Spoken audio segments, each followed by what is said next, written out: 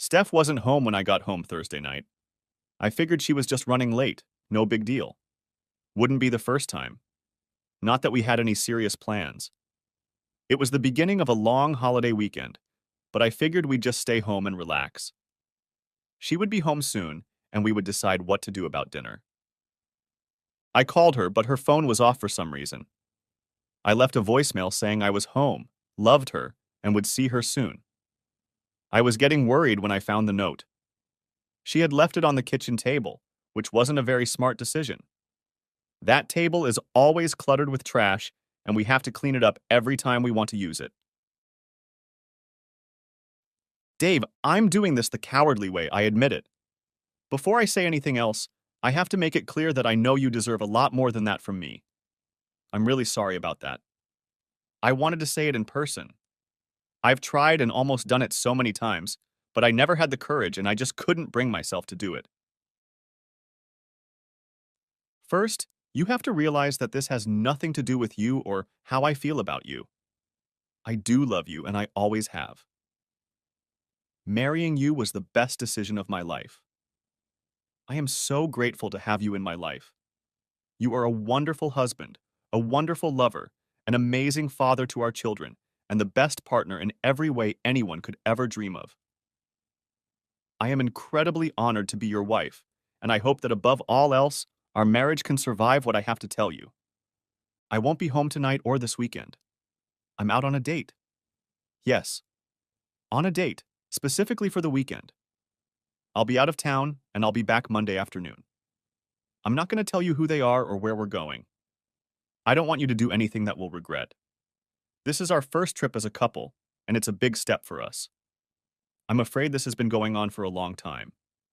You haven't noticed yet, and it's not affecting you or our relationship. If anything, it's been good for us. I'm happier, I appreciate you more for what you are and what you're not, and it's made our marriage better.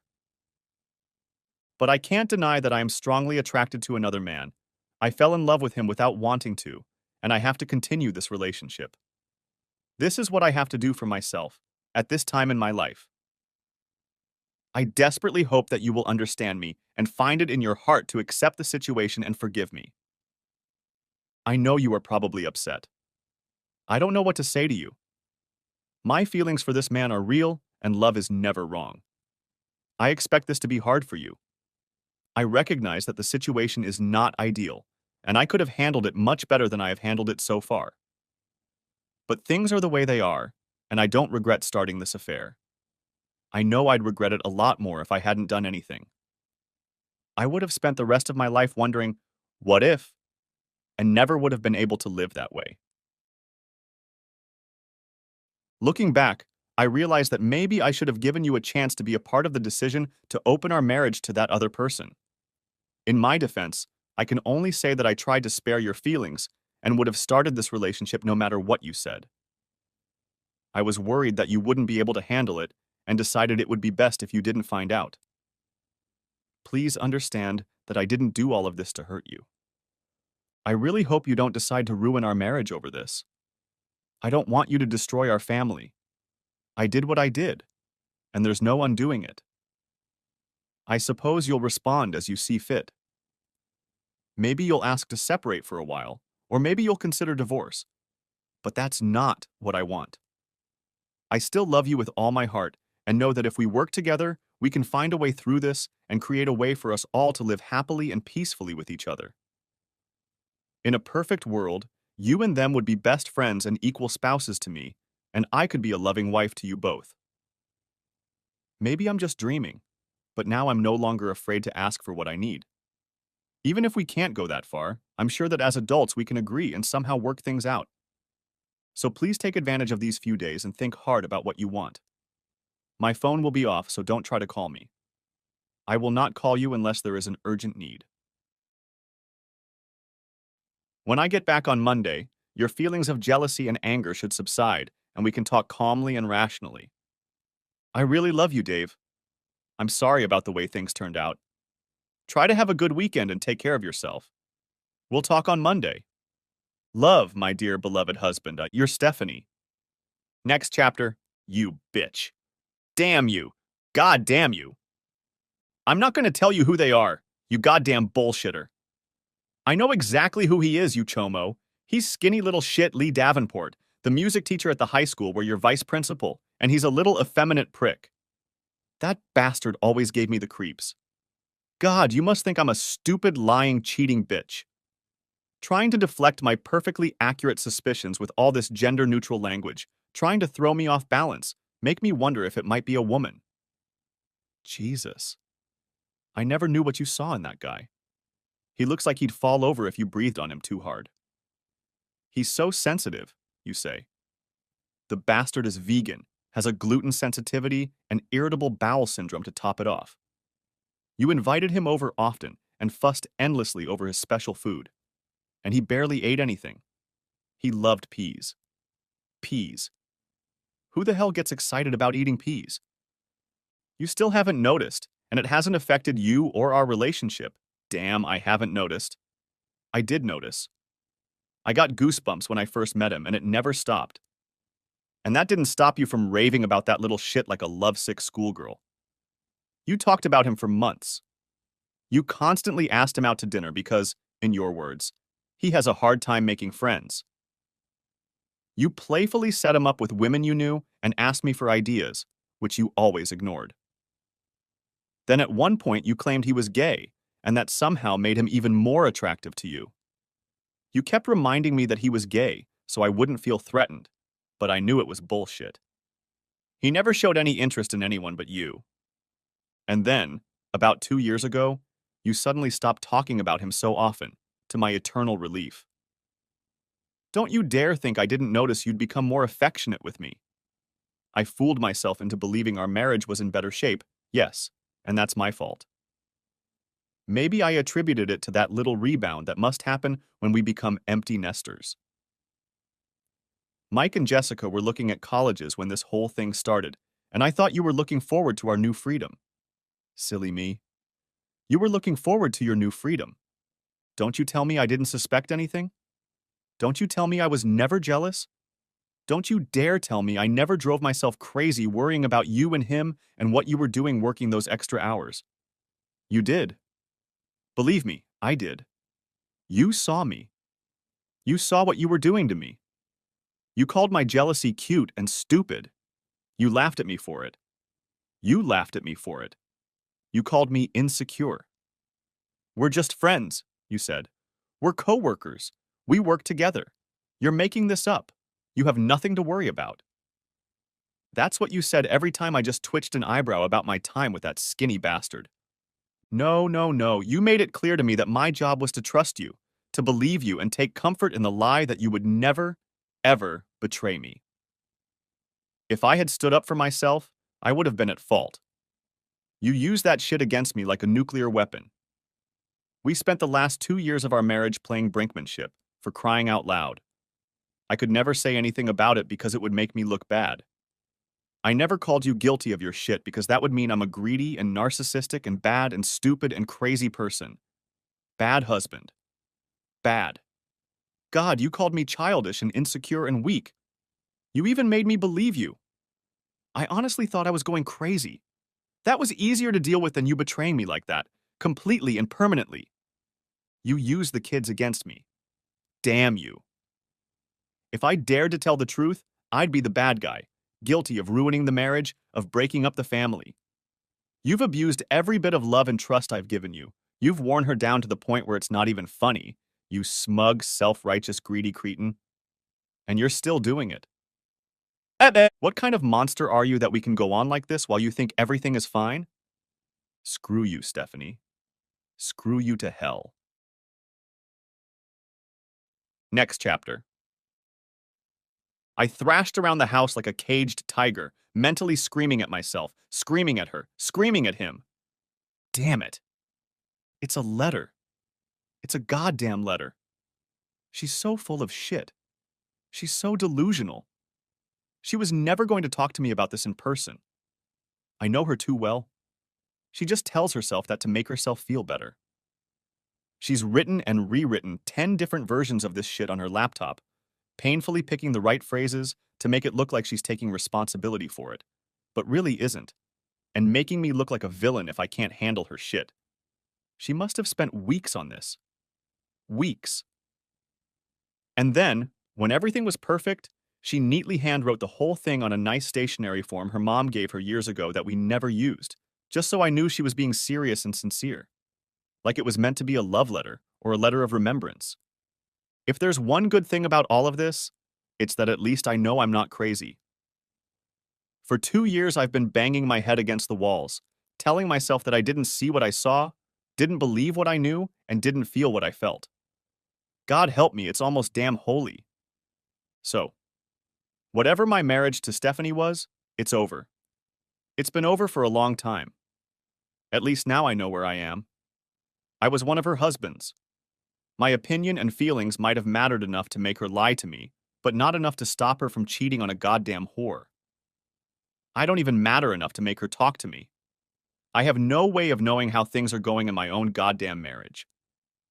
She'll just say, "Yeah, okay, I did a bad thing, but it's your problem now.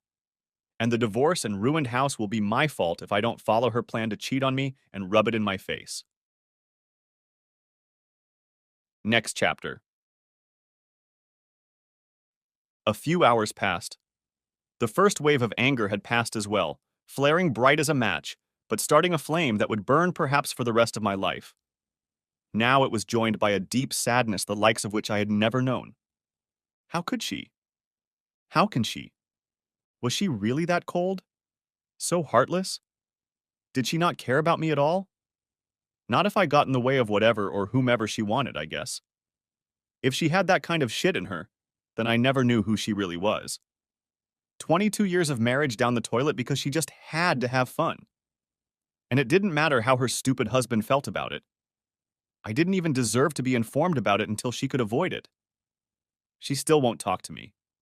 I'm just her stupid, dumb, damn husband who only gets in the way of true love, and I'm a jerk if I don't fold up like a lawn chair.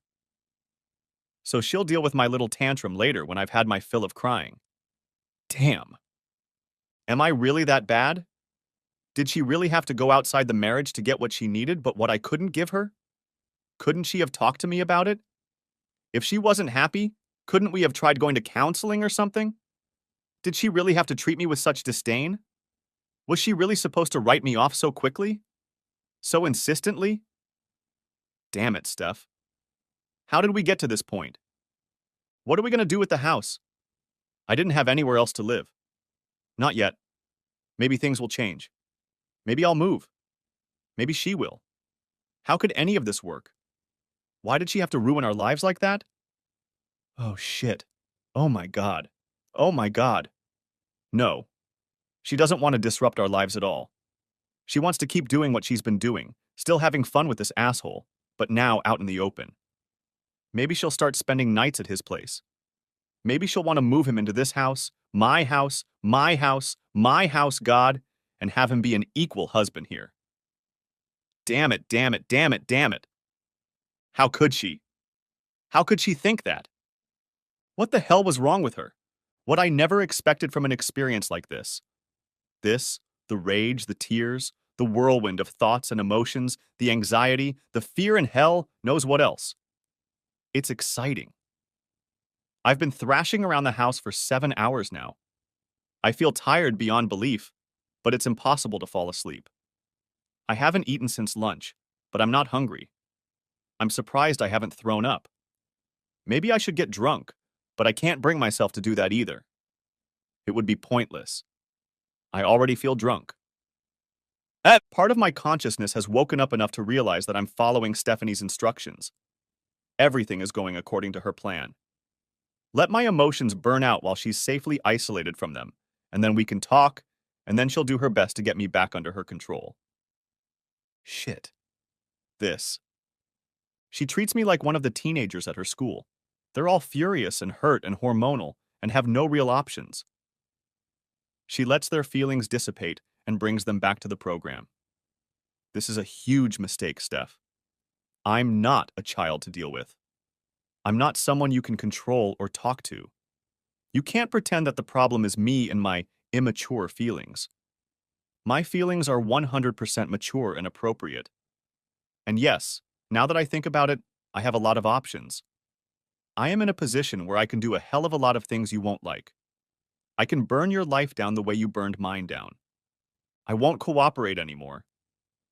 So far, I've reacted to her blows by pressing my back against the ropes. Not anymore. I have weekends. I have room to maneuver. I can take a breath, take my time, think through my options, and make my move. I'm not going to play her game. I'm not going to just sit back and put up with it. I'm going to do something she'll never think of or expect. I'm going to do something completely out of character for her, and she'll have no idea how to handle it. Something beyond the capabilities of a frustrated teenager.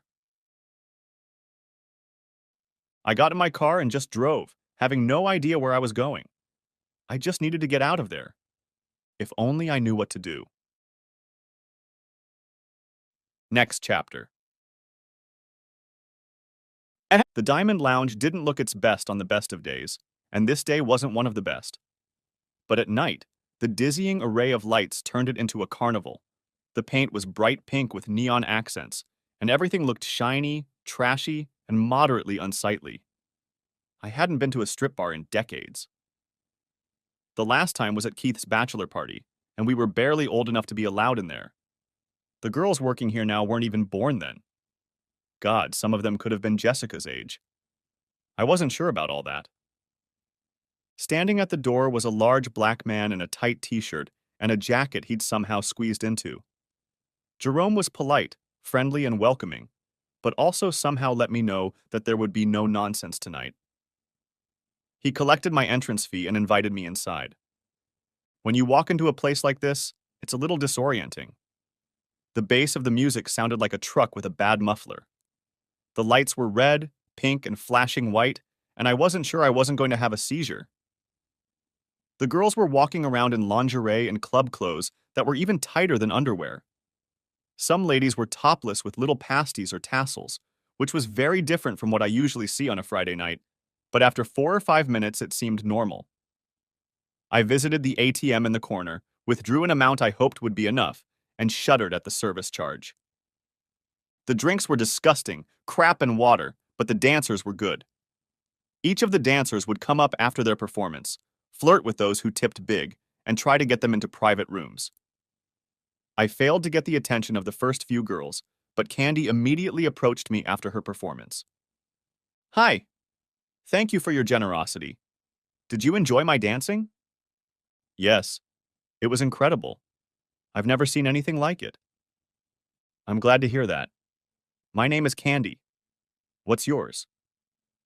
Dave. Nice to meet you, Dave, she said. Listen, Dave, normally I'd be sitting here flirting, but I can smell heartbreak a mile away. You could hear a southern drawl in her voice, probably from Tennessee or Kentucky. I promise I can help. It's what I do. That's why I'm here. I'm sure you know that all the girls here use stage names. My name is actually Cookie. Cookie Dedridge. Cookie? Is that a real name? Shh. Yes. And I only share it here with people I can trust, because I need them to trust me. Later, I'll show you my ID with my real name and real address. I will do this because you are clearly not a predator. You're the kind of person who never comes to places like this. You're only here because you've been wronged. You feel alone and don't know what to do. I can see that, and you need my help. Some people rescue cats or volunteer at the soup kitchen. I heal broken hearts. Your wife has really worn you out, hasn't she? I, yes. Is it that obvious? It is to me. It's written all over your face. And look at your hand. She took my left hand and held it out palm up. You have calluses here and here. She touched the edge where your wedding ring should have been. And the skin in between is smooth. Your ring has hardly ever left your hand, has been for years, and it hasn't been off for a very long time. Did it happen tonight? Yes. I left the ring in the car. I wondered if Steph had taken hers off while she was with Lee. Probably not. She'd never thought of betraying our marriage with her body. Why would she even remember her ring? She took my other hand. You're right-handed. Let me see. The lighting wasn't great, but she found what she was looking for. Your love line is broken. There's a gap. And here, it looks like you have two children, a boy and a girl. Twins. Oh my God. How did you do that? Am I wrong? No, no, you got it. Mike and Jessica, they've gone off to college. Good for them. Good for you too. Yeah, thanks. No, I'm serious. You're doing a good job of being a father. Where do they go to school? Mike is at the State University, studying architecture. Jessica's staying put, but she's living in a dorm on campus. She needs the college experience. She's studying to be a psychology major. Cookie nodded, looking at me intently. She let out a soft, hmm. She rose from my lap and led me by the hand to the hallway at the edge of the room. Listen, I'm going to walk you out in private. There are rules, but don't worry about that right now. 20 for one dance or 50 for three. The curtain stays closed, there's a security camera, but it doesn't record. Jerry will explain the rules to you, but you're a special case and I won't dance. She nodded toward the man behind something like a bank window once we were around the corner. Give him the money and the house will pay me. You can tip extra if you want once we're inside. Don't worry about that now. You and I have more important work to do. This may take a while. Work? You need to tell me your story. Get it out of you.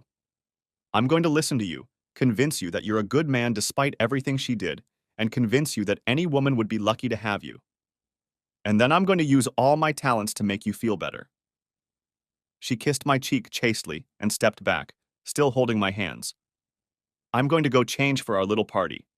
I'll meet you in room 3 in a few minutes. Go talk to Jerry. You're Jerry, I presume? I asked the guy. $50 for 3 dances, another 50 for 3 more, and so on. He mouthed this in a robotic monotone, repeating the same thing dozens of times throughout the night and barely realizing it anymore. Do not harm, threaten to harm, or endanger the lady in any way. Do not use force or threaten to use force under any circumstances. For any inappropriate behavior, you will be immediately removed from these premises, and there will be no refunds. Do you understand these rules as I have explained them? Yes. 50. I held out the money to him. He relaxed a little and spoke again, this time as if we were friends. C gave me a sign that you're one of her special cases. I'm sorry to hear that, but it happens. Today is your lucky day. She can really help. This time and this time only, 3 songs means you can be there until she says you're done. Congratulations, room 3. I pulled back the curtain. It was smaller than a room, but bigger than a cubicle. There was a sturdy chair built into the wall, with the back at a 45-degree angle, like a chair, and something like hinges or handles on top. On a small nightstand was a pack of antibacterial wipes. I like your tattoo. Does it have any special meaning? It's called the Triquetra knot. It's thousands of years old. It was originally meant to symbolize earth, sea, and sky. Perhaps also life, death, and rebirth. It was used to evoke the 3 states of the divine feminine, virgin, mother, and crone, and of course Christians have used it to refer to the Father, Son, and Holy Spirit. But to me, it means something else. And what is that? You'll have to guess. Don't waste your time on the first try. You only get 3 tries, and you have to know me very well to at least start guessing. I have a lot of friends I've known for years who don't even come close. If you don't guess right, I'll never tell you, and you'll never know. No one has guessed right yet. She stood up, turned, took my hands, and sat me down. Relax. Take a few deep breaths and exhale slowly. She took off her wig. Was it a wig? Just don't worry about it and let me drive. You're okay, Dave. You're a good man. Tears involuntarily filled my eyes. There's nothing wrong with you, nothing lacking. You're not perfect. You have your flaws, just like me, just like everyone. But you're a good man. You're a good husband, a good father, a good son, and a good friend. I burst into tears again. Our breathing hitched, mine becoming punctuated by sobs. You don't deserve what happened. It's unfair, and it's wrong. I'm really, really sorry. You're a good person. You deserve love. You deserve to be treated better. My eyes closed and my chin pressed against his neck as I convulsed, choking back sobs. I hadn't cried this hard since I was a tiny baby. I could feel it all pouring out of me like floodwater, and Cookie just put her arms around me and let me know she was there for me. That's right. Let it out. Let it all out. Tell me your story, she said, and my mouth opened and the words came out. I wasn't in control of myself. Dave and Steph's story had sprung up on its own, using me as a receptacle. How we met in high school, our first dates, the wedding, the birth of our twins, buying our first house, struggling with bills and schedules, my career and hers. And then, the introduction of Lee Davenport into her life, her infatuation with him, the deterioration and destruction of what I thought was a good marriage.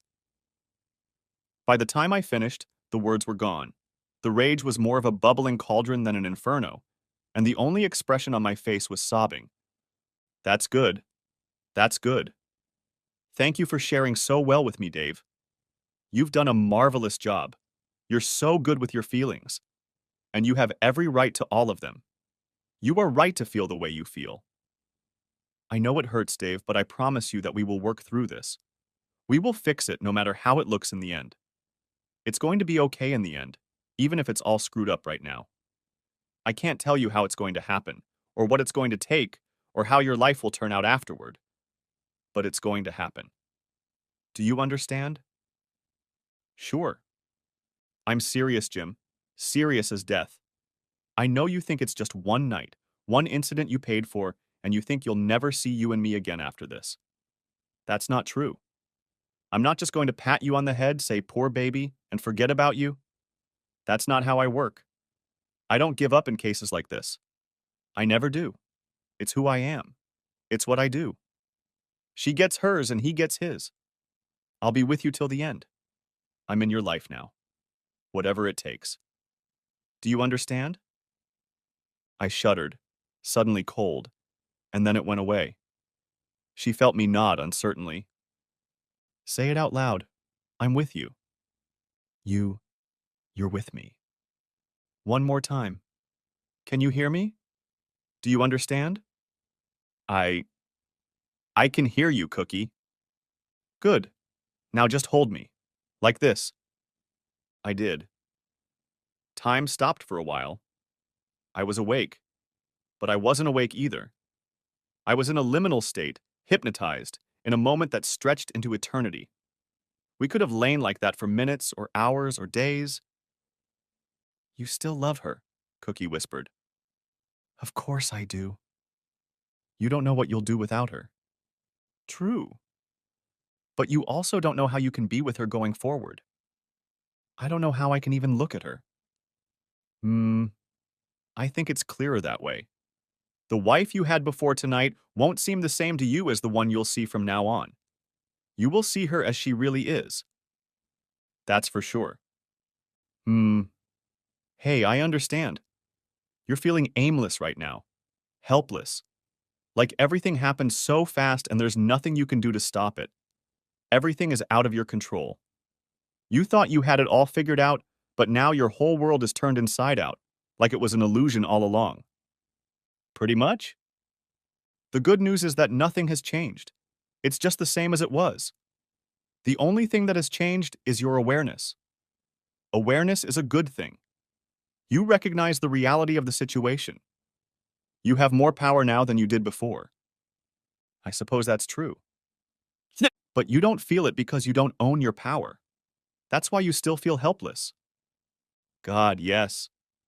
Steph thinks she can just lord it over me, and she's right. If I don't go along with her plan, the marriage will fall apart and I'll be the bad guy who separated us. Or maybe she'll tell everyone that we drifted apart and parted amicably, and she's just very lucky that Lee has been such a good friend to her, offering support and companionship when she needed it. Anything but the truth that she lied and cheated on him for years while we were married. It doesn't matter. Everything she does doesn't matter anymore. She may believe she's backed you into a corner, but so what? She's wrong. Only one thing matters. Only one thing matters at all. What's that?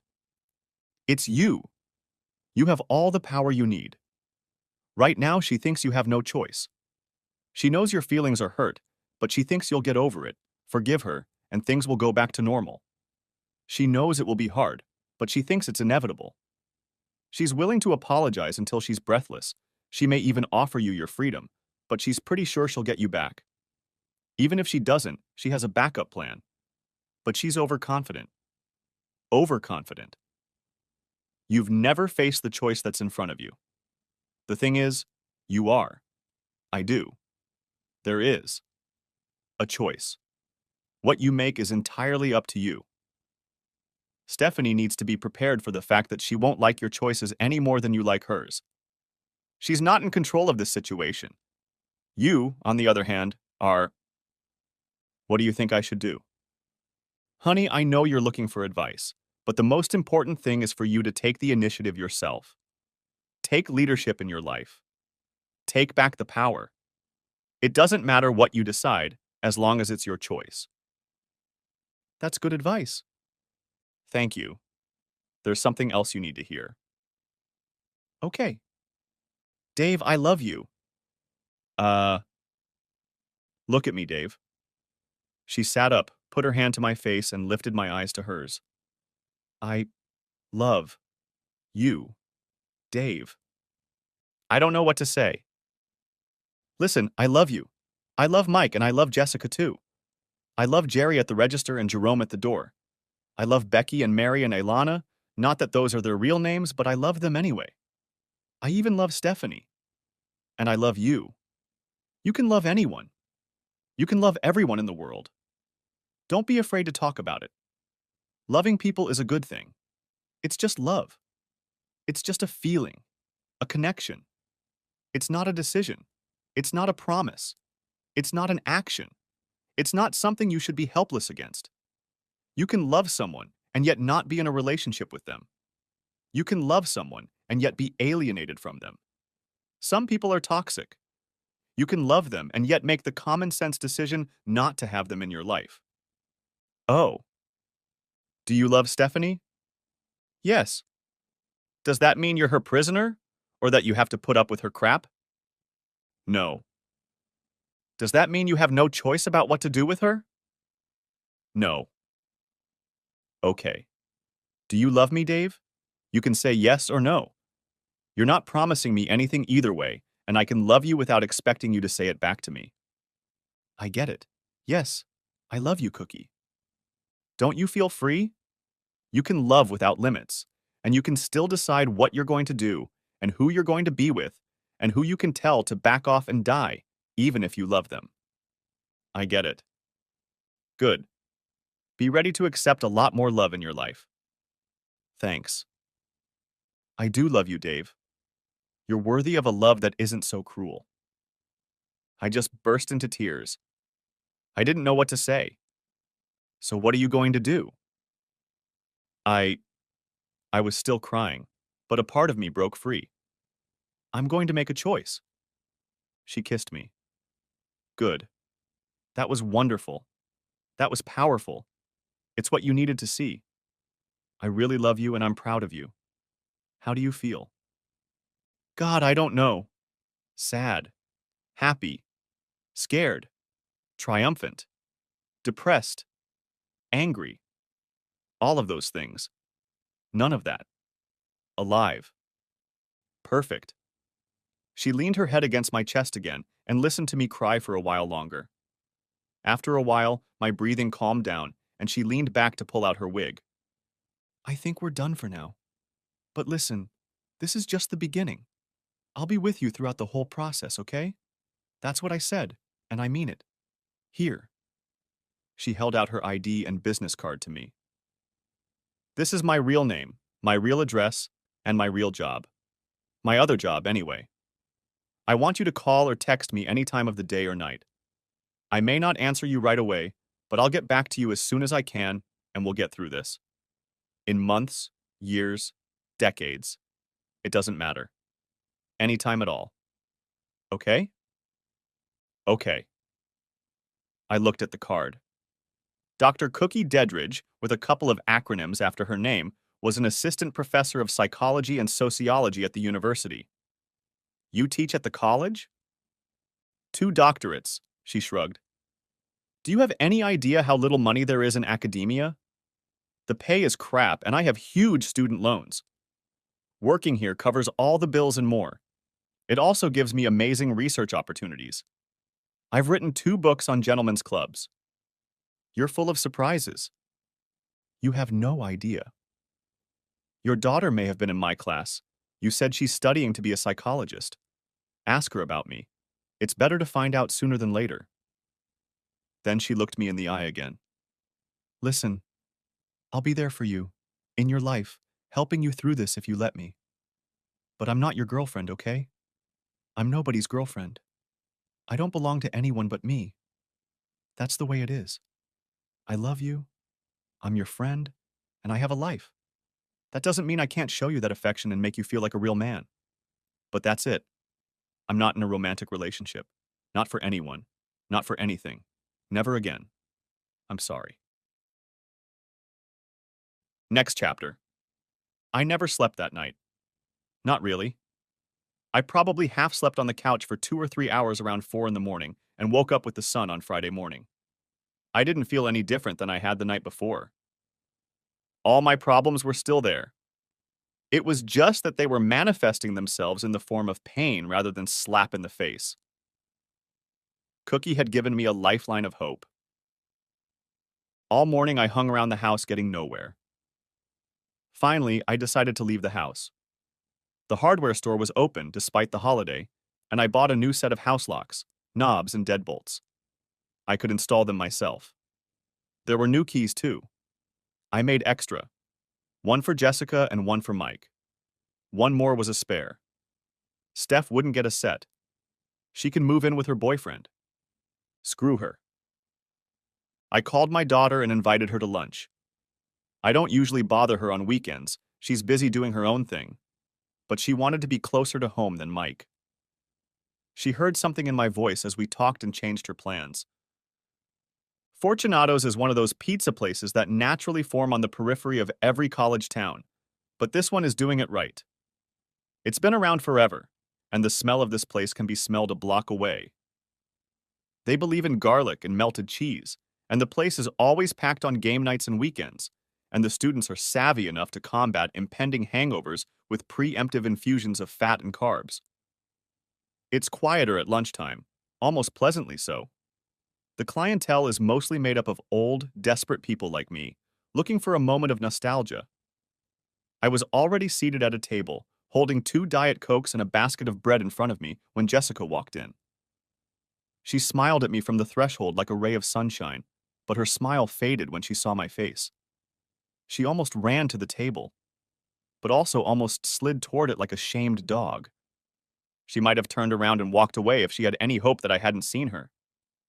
Dad, hi, okay, what's wrong? I just stared at her, not knowing where to start. Dad? You're scaring me. Why don't you tell me what you already know? What? What do you mean? What's going on? I mean, Jessica, that this is one of those times when we have to say something we don't normally say because we're afraid of it and don't want it to be true. It was her turn to look at me.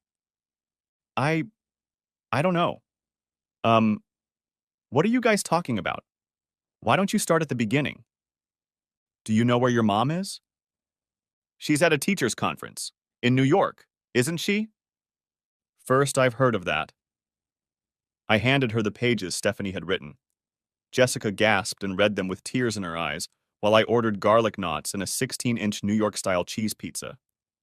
I hadn't eaten since lunch the day before, and suddenly felt hungry. When she finished reading, she looked at my face again and broke into genuine sobs. I didn't bother to stop her. I had no strength to comfort her. I had nothing to offer. I didn't tell her that everything would be all right. It wasn't. All I could do was nod. Yeah, baby. This sucks, and it's not fair.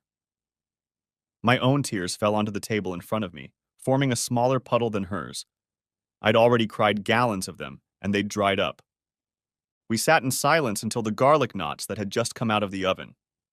Fortunato's makes them absolutely amazing. They are the size of cinnamon buns, slathered in hot, fatty butter with bits of minced and crushed garlic, and you have to have a whole head of garlic on your plate. I pounced on them like a hungry man. Jessica didn't touch them. "What?" she began, still panting. "What? What are you going to do?" "I don't know, honey." I shoved more heavenly Italian goodness into my mouth. "I only know what I'm not going to do." "And what's that?" "I'm not going to get a divorce and accept it." "You're getting a divorce?" "I don't see any other way, dear." I fumbled in my pocket and pulled out 2 small white envelopes. "I'm changing the locks this afternoon. Here are the new keys. One for you and one for your brother. Give them to him the next time he comes home. I don't want to mail the keys. Don't let your mother get a copy. I'll tell her not to ask." She took them slowly, carefully, as if they might bite her. "Have you talked to Mike yet?" I shook my head. "I wanted to tell you both in person. You're in town, so you're first. But you're right. It's not fair to keep him in the dark. We can call him right now. Together. If you want, I'll do it." She pulled out her phone and tapped the screen. When the call connected, she opened it with, "Hey, little brother." Steph and I refused to tell them who was born first. They each insisted that they were the older twin, so he called her little sister. It was so darn cute. I hoped they'd always do that. "I'm here with Daddy. Listen, something's come up. Do you know what we talked about?" She was silent. "Last year. You know." "Oh." Silence again. "Yeah." Then, "No. I'm serious." Another pause. "He's here. I'm going to put it on speakerphone, okay?" She put the phone face up and tapped the screen. "Hey, Mike." "Dad, I don't know what to say. Is it true? Are you sure?" She left a note. "Jesse already read it just now. Here, I'm sending it to you." I laid out the pages, took pictures, and sent them in the message. While I was doing that, I asked, "So you guys talked about it?" Only to each other." "So you knew?" "No, no, we didn't know. Not exactly. We were worried, that's all." "You two have always been smart. To tell you the truth, I was worried too. But I couldn't say anything. Without accusing. Without making it real." "That's how it was with us too," she said. "We didn't know what was wrong. We thought that maybe you had, I don't know, some kind of understanding? Maybe? We didn't want to think about it too much." "Well, for your information, no, we never had any such arrangement. It's just that your mom demanded that I not be jealous or even hint that I didn't trust her. That's the hardest part. I was living a lie, driving myself crazy, and I wasn't allowed to say anything about it." "It wasn't a lie," Jessie said. "Only I was allowed to call her Jessie. To everyone else, even her mother, she was Jessica. Mommy loves you. She really does. I know that for a fact." "It may not be a lie, but it's not the whole truth either." I heard Mike sigh, reading the letter on the other end of the phone. "No, probably not," she admitted. The pizza arrived. She was great. They know how to do New York style right. I took a slice, folded it properly, and practically devoured it. Having had enough, I continued my questions. "Did the kids at your school talk about it too?" "They went to the school where their mom worked. Was it an awkward situation?" "Yeah, probably. But it would be even worse if everyone was whispering that their mom was cheating on their dad with a creepy weirdo music teacher." Jessica looked ashamed. She didn't want to answer. Mike spoke up. "Yes. Yes, Dad. I'm afraid that's what happened. No one knew anything for sure. No one caught them or anything. There were rumors, but they were just rumors. The kids were pointing fingers and laughing and drawing little cartoons that were passed around. They weren't based on anything serious. Perhaps it was all made up, as far as anyone knew. Maybe it was all about how they acted around each other. how they looked at each other. Nothing definite. It was just childish shit. I can't help but notice that no one's named Shithead yet, I said. But let's turn those cards face up, shall we? We're all talking about the same person, aren't we? Go ahead. Go ahead and say it. I know who it is. Mike took the cue. Mr. Davenport. I nodded. Yeah, she was always weird about him, and that bastard always gave me the creeps. I shuddered. God knows what she found in that little bastard. Jessica looked at me with new eyes. She wasn't used to me swearing so much in front of her. Oh well, I guess it was a new day for all of us. I never liked him either, Daddy.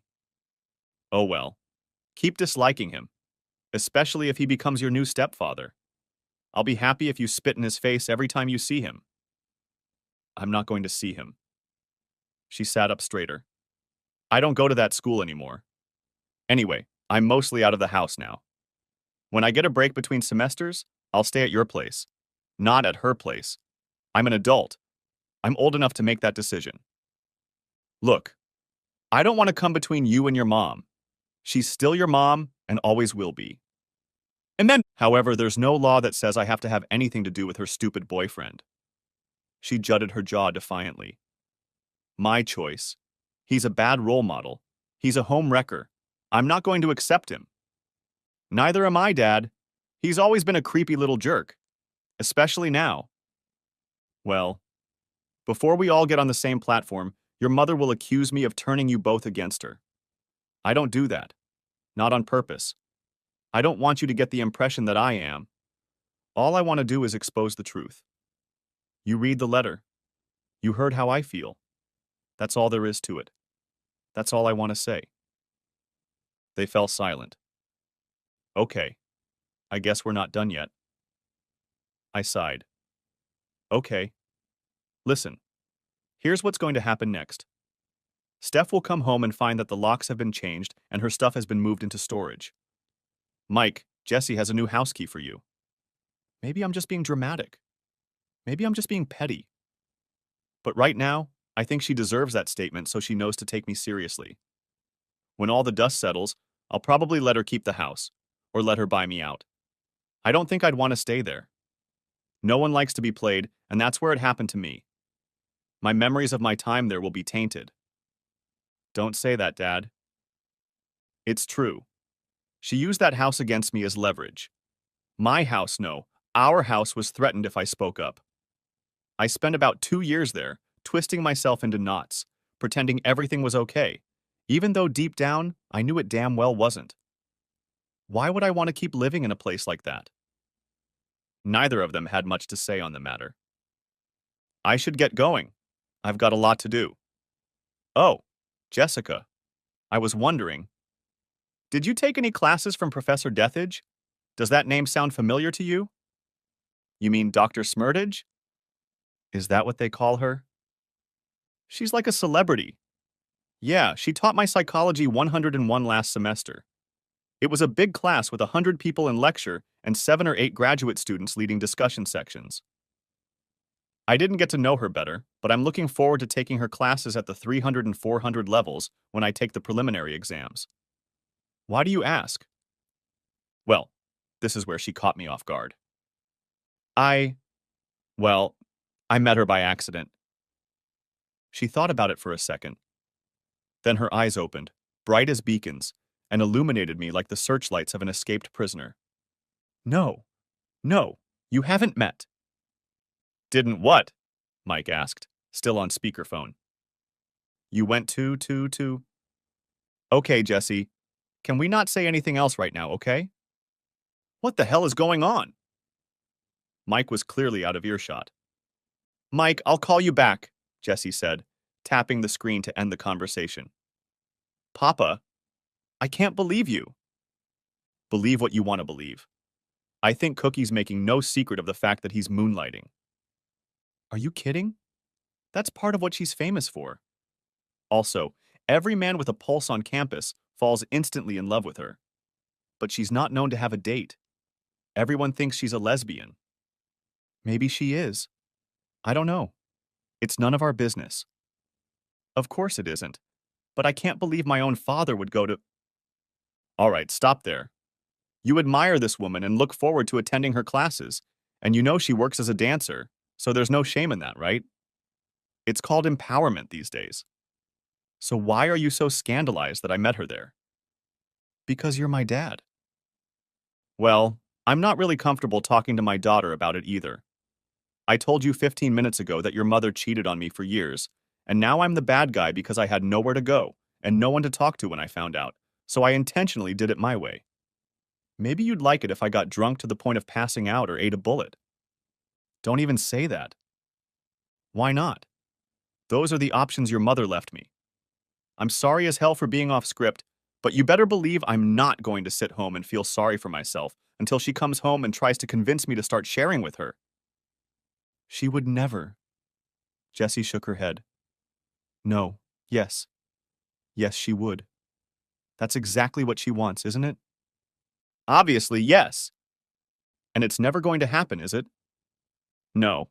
No way in hell. And you're talking to Professor Dedridge right now.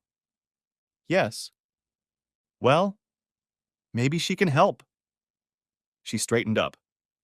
God, I can't believe I'm talking to my father about this. And I can't believe I'm having it with my daughter. We're in uncharted territory, aren't we? I think we are. Are you going to be okay? In time, but not soon.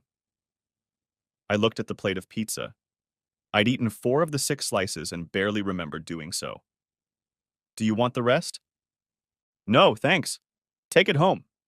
You seem to like it, and I'm not hungry at all. The phone rang. It was Mike. I answered it, still sitting with Jessica. I put it on speakerphone.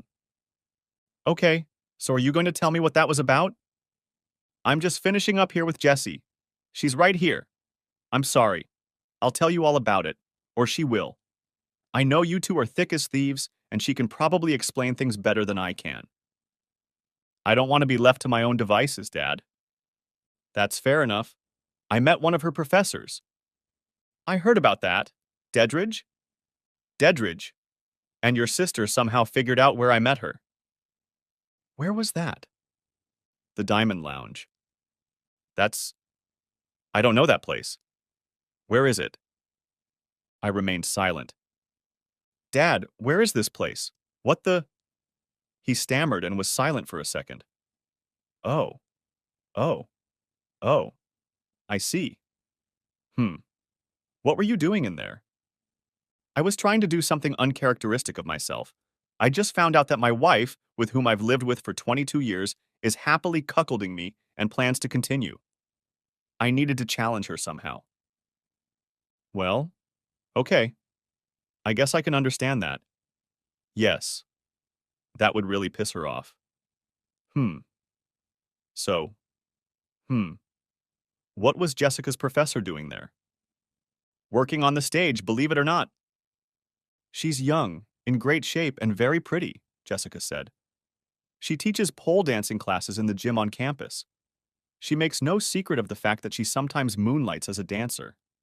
It brings her a certain amount of respect, or at least notoriety. But exactly where she works and when is largely unknown. She raised an eyebrow at me. The Diamond Lounge, huh? That little bit of information is probably worth something in campus gossip. Well, hell, I'd like to see it too, Mike said. Maybe next time I'm home, Dad, we'll have a boys' night out. Okay, I don't like this conversation anymore. Did you get a lap dance? Michael. Did you? Yeah, Dad. Did you? Jessica liked that. You're no better than he is. Answer the question. Okay. Yes, I had a lap dance. I'll even get a chance to guess the meaning of her tattoo. Wow, Mike said. She has a tattoo? Jessica asked. Yes. What is it? Where is it? Get yourself a lap dance and you'll find out. No. I'll just hit on Daddy until you tell me. It'll be cheaper that way.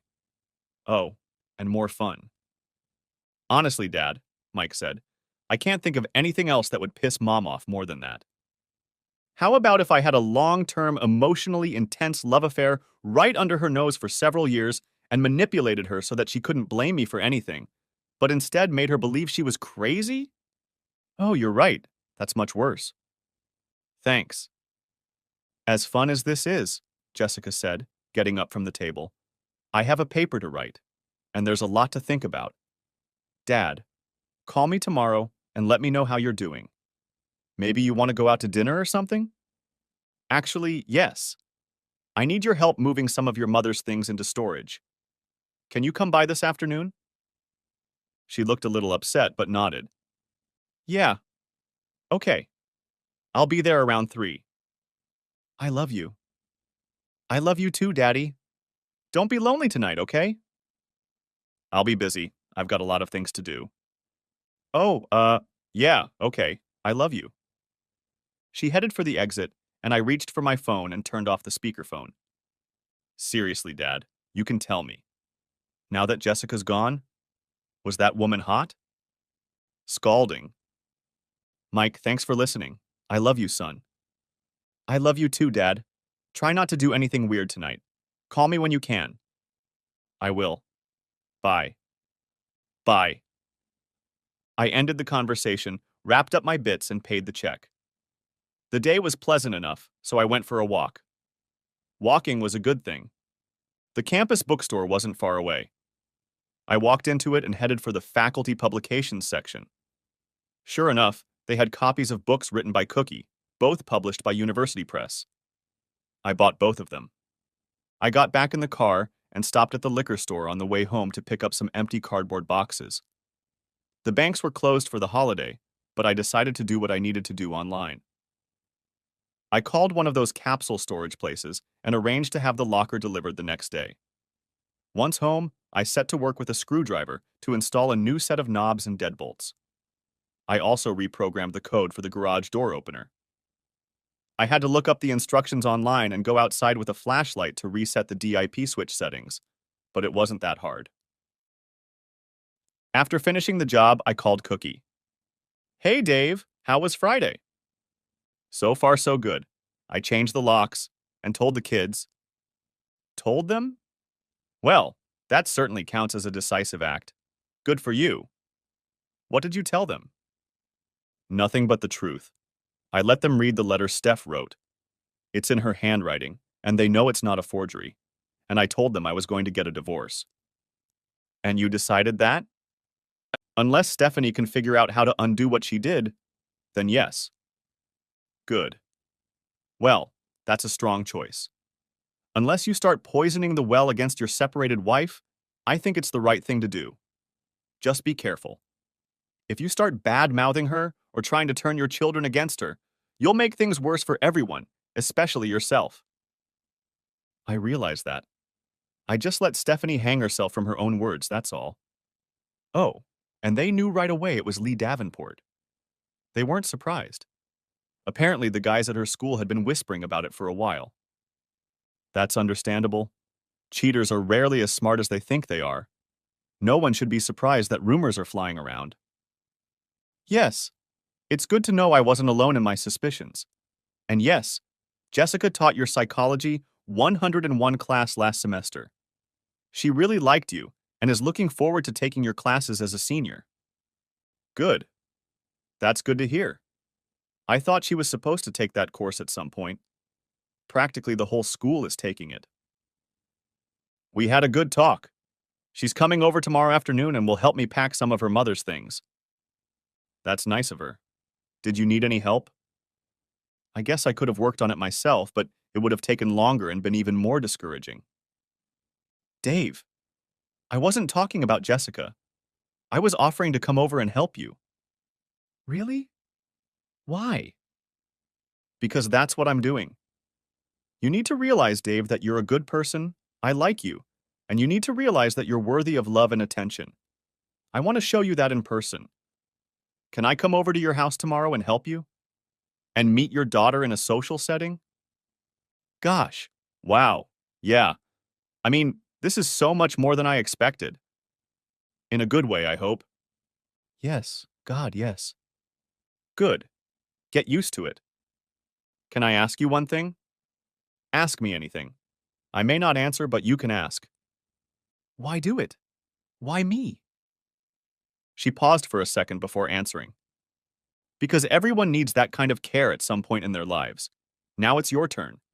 And to be perfectly honest, because no one did it for me when I needed it. You're a crusader. To a large extent, yes. Is that why they call you Dr. Heartbreaker? She laughed. Is that still in use? I've always liked it. It makes me feel like my life's work has meaning. According to Jessica, that's because you leave a trail of broken hearts behind you from every man who sees you. Flatterer. Pfft. You make your money as a seductress. True, but not all the time. When am I supposed to show up? Jessica said she'd be here around 3. Great. Text me your address and I'll be there. Oh, and Dave. Hmm? I love you. She ended the conversation. Next chapter. I ate the last 2 slices of pizza for dinner and drank a beer. I contemplated making the next call. I knew I was going to do it, but I was still fidgeting. I decided to stop thinking and just pull the trigger. I dialed the number of Hal Rambo, the principal of the school where Steph went to school. David? Good evening. Good evening, Hal. Sorry to bother you. I hope you and Laura are enjoying your weekend. I have a couple of questions if it's not too much trouble. Oh, sure. What's going on? Is there some kind of teachers' conference this weekend? No, none that I know of. Why? Stephanie told our daughter that's where she'll be. Do you happen to know where Stephanie is right now? I assumed she'd be with you. No, she's not. One more question. Do you know where Lee Davenport is right now? Hal maintained a sepulchral silence.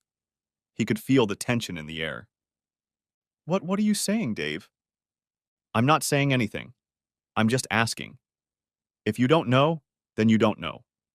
I'm sorry to have disrupted your evening. Give my regards to Laura.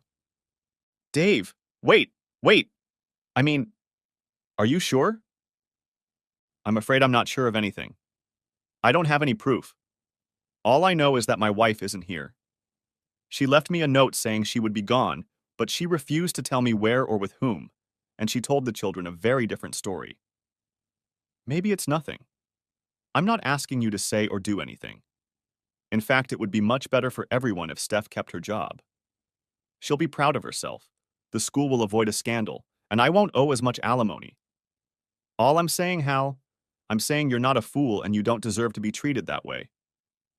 I'm afraid I don't know what to say. You don't need to say anything, Hal. You're a good guy, and you've always been a friend. Oh, thank you. Thank you, Dave. You too. Sorry again for disrupting your weekend. Have a nice evening. Good night. Good night. And take care of yourself, okay? I will. Good night. Good night? Next chapter. I was so emotionally exhausted from the previous 2 days that I fell asleep earlier than I intended. I started reading Cookie's second book. I pulled out my laptop and started researching divorce attorneys, scheduling a bunch of appointments online. The first free one was scheduled for the end of the following week. I opened new bank accounts in my name, only so they would be open when I transferred money on Monday, and read a bunch of free advice online that was very uneven and probably not worth it. There's a lot of stuff on the internet about scammers and cheating. Lunch was unforgettable. The locker arrived at noon 30, and I had lots of boxes and packing tape. The first to show up was Cookie, looking like an ordinary human. But still very pretty. It's the false eyelashes, she said conspiratorially, having read my mind. They change my whole look. It's like being Clark Kent. Which one of you is Superman? Both of us. But to be fair, you called me a crusader. I even have a cape, so I'm actually more like Batman. She wrinkled her nose adorably. But both my parents are alive and well, and I'm not a multimillionaire. So that part doesn't fit. You have lots of fancy gadgets and a secret cave? Huh. You better believe I do. Batman, then. Or Batgirl. Please. Yvonne Craig was taller than me, and she had much better legs. Not one bit. Flatterer. For you? Always. You don't need to flatter me, Dave. She looked straight into my soul. You have nothing to prove. To you, maybe. Because you love me. She smiled at me. But I still have a lot to prove to myself, and I don't know how to start. You're doing fine so far. Just support whatever you decide to do. Choose your strength and keep your integrity. That way you'll never go wrong. That sounds like good advice. Thanks. It's always helped me. Jessica will be here in a little while, just so you know. Oh, and she guessed how we met. Almost immediately. I didn't tell her. She just guessed. I couldn't deny it. I'm sorry. For what? Well, I mean, isn't it shameful? She turned and looked at me, motionless as a statue. She looked down at me slowly. Time had stopped. I saw every blade of grass, every leaf on every tree, and heard the blood rushing in my ears. She stood on my doorstep. We hadn't gone inside yet. Finally, after she seemed to have made up her mind about whatever she was thinking, she spoke quietly, seriously, and firmly. Have you watched Game of Thrones? No? Never mind. A character named Tyrion Lannister has a phrase. He's talking to a nobleman's illegitimate son, a guy with no birthright. Tyrion himself is a dwarf. For some reason, people keep reminding him of this, as if he might forget. These are two people with blatant social vulnerabilities. Tyrion tells Jon Snow, "Never forget who you are. The rest of the world won't. Wear it like armor and they can never hurt you." I took that to heart when I read the books years ago, though Tyrion in that version of the story doesn't elicit as much sympathy. You just asked me if people would be embarrassed if they knew I was not only a professor, but a stripper as well. The answer is not just no, but hell no. I'm not embarrassed. I'm proud of who I am. I'm proud of what I do. It gives me strength. I don't just wear it like armor. I wield it like a sword. I'm a freaking legend on this campus and everywhere I perform. You know what I mean? People talk, of course. That's their problem. That's their insecurity. But not mine.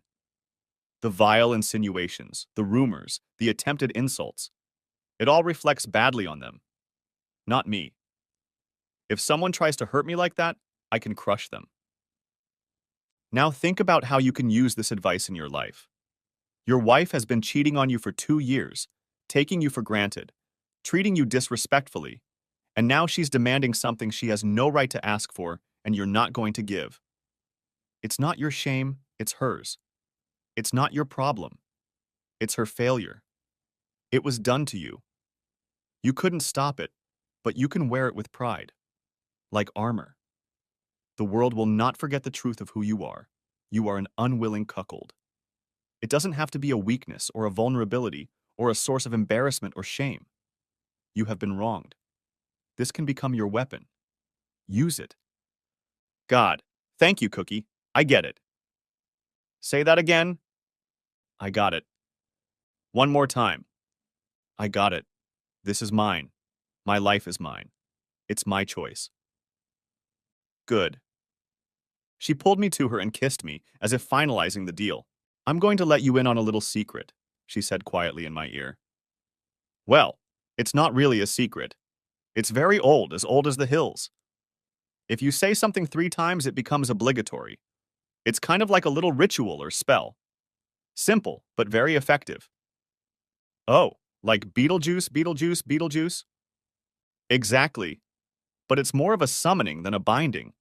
Be careful when saying things like that. You never know what might come up. She seemed at least half serious. Ahem. Jessica stood 10 feet away from us. Neither of us heard her car. We were still standing, hugging each other. Gotcha. I froze in place. Cookie was the first to react. She was somehow completely calm. Nonchalant, even. Hello, you must be Jessica. Dave told me you were in my class last semester. I recognize you now. Jessica Jameson. That's right. It's good to see you again. How are you enjoying this semester? You Just made out with my dad. Yeah, he's a good kisser. Is that appropriate? Hmm, you tell me. We just found out that your father has been in an open marriage for years, though his wife hasn't bothered to inform him until now. She is currently away with her lover to parts unknown. This good man is now officially estranged from her. You and I are here to help move her things out of the house. I suppose he's free to make out with whomever he wants. Still, it's, kind of a shock. I'm sure it is, and I know it's the latest of several shocks. I'm sorry about that. It may not be the last. I hope it's not a shock to you to learn that your father has a backbone. No. Good. Dad? You didn't say anything. Cookie's a good kisser, too. Papa? Well, yeah. I don't want to hear it. Even as she reacted, she laughed too. I did too. We were all laughing. At some point, Cookie let me go, and we went into the house to begin the grim work of dismantling my life. Jessie went into our bedroom and started going through my mother's clothes and personal belongings. I went to the kitchen and started sorting through the kitchen utensils. She had all sorts of gadgets, most of which were rarely used. I didn't even know what it was all for. We still had the original boxes in the attic, so I was able to pack it all up properly. Then there's the wedding china and her grandmother's heirloom formal sets. Cookie became a constant goddess of cardboard, packing tape and bubble wrap. Wedding album. Steph's diplomas, books, and all the stuff from her home office. You never think about how much junk you have until it's time to pack and move it. At one point, I showed Cookie the letter Stephanie had left behind. She read it as if she had seen this kind of thing many times before. When everything was ready, I bought the usual reward for movers: takeout food and more of it. Sandwiches, wings and wedges, and 6 bottles of beer. Yes, Jessica was 19, not 21, but I was under no illusions. We weren't drinking to get drunk. We'd already worked for hours, and we still had a lot of work to do. So, said Jessie, clearly wary of broaching the subject, but determined to make it as awkward as necessary. Are you guys kind of the thing now? I flinched. Cookie smiled. We're the thing, she said, but not that thing. We've known each other for 2 days. Your father isn't in the right emotional state to start a new relationship, and I don't like romance. So no, it's not like that. We're not a couple and we're not going to be. Right now, I'm just a friend. A good friend, and I'm proud to be here with him. Dave is a good man, a strong man, and I love him. Jessie's eyes widened at those words, but Cookie continued as if she didn't notice. He needs emotional and psychological support right now. When the going gets tough, we come together with those we can count on, those we know have our backs. That's when you find out who your real people are. Too often there are fewer of them than we realize. So, here's the thing. I'm here for him because he deserves it, and I'm honored to be the one for him. Jessie nodded in time with Cookie's words, engrossed in the message. Wow, okay. Yes. Thank you. From both of us. I'm glad you're here with us. Her brow furrowed, and she gave me a leering look. Oh no. Don't say that, Jessie. Don't say it, you mischievous little… Are you sleeping together? Damn it, Jessie. Not yet, Cookie replied, not wasting a second. We'll see how things go. She smiled, looking at the scared expression I had on my face. I'm sure it'll be fun. But even then, we won't be a couple. Not really. I think that's the biggest obstacle in the way. Dave doesn't seem to be the type for casual but affectionate liaisons, no matter how much he needs them. I'm here, you know. Both ladies burst into laughter. Hell, so am I. Seriously, Jessica said. Why don't you do relationships? I mean, half the campus is ready to bust down your door just to get a shot at you, and the other half wishes they'd had the guts to try. Don't you get lonely? Sure. Sometimes. Cookie thought for a moment, then seemed to make up her mind. But I have friends. I never need company or attention. If I need to scratch my teeth with someone who cares about me, I know where to go. But I perform exclusively alone, and I have my reasons for that. Look over here, Jessica. Both of you, look over here. Her index finger was pointing to a tiny spot about 2 inches below my collarbone. I never would have noticed it, but there was a little freckle or something. No, a sort of pale indentation. It's a scar. It's a bullet hole. We both recoiled back. My last boyfriend shot me. Oh my God, Jesse's voice was almost soundless. What happened? That, honey, we'll talk about that another time. For now, let's just say that Betrayal and I are old acquaintances. I decided a long time ago that no more guys was the right choice for me. David is a wonderful, generous man. He is intelligent, kind, and very caring. I'm sure he'll make the right woman very happy when he finds his way to love. But that lucky bitch, whoever she is, won't be me. I'm out of this game. Forever. Well, I guess that was settled. We finished our sandwiches and drank the rest of our beers, dipped into our work for a while, and after a few more hours, Jessica started talking about how she wanted to finish. We'd accomplished a lot, but of course we had more to do. I don't think I'm going home. I don't want to leave you alone tonight, Daddy. I'm going to stay here in my room. He won't be alone tonight, Cookie said. This was news to me, and I'm sure it was reflected on my face. Well then, Jessie said. In that case, I'm definitely going back to the dorm. I don't think I can handle it any other way. The two women hugged, and Jessie whispered what must have been an admonition not to hurt me, and Cookie made a sacred oath in return.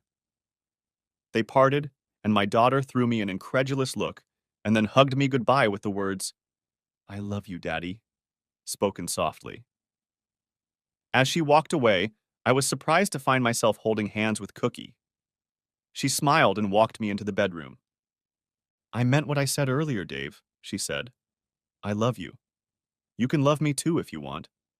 But don't fall in love with me. I'm not a replacement for Stephanie. This isn't a new romance. Accept it for what it is, and don't mistake it for something it isn't. Which is what exactly? I mean, you were right. I've never done casual hookups before. I'm new at this. That's an affirmation, recognition, and attachment. She pulled off her shirt again. Confidence and fun. I pulled off my shirt and climbed into her arms. She smiled and greeted me. You're shivering. She was right. I was trembling. Relax. There's no need to rush. I know you're fragile right now. There's no shame in that. She just put her arms around me. Nothing will happen that you're not ready for. Nothing you don't want, nothing you'll regret later. Okay? It's been so long. I hadn't touched another woman in over 20 years, until that night with you. Even then.